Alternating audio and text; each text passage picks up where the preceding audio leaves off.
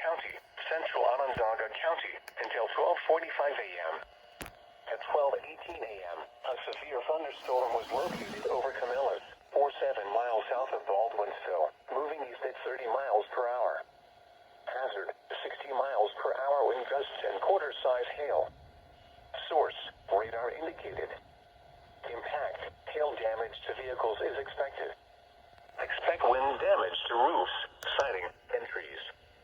This severe thunderstorm will be near New York State Fairgrounds around 12:30 a.m.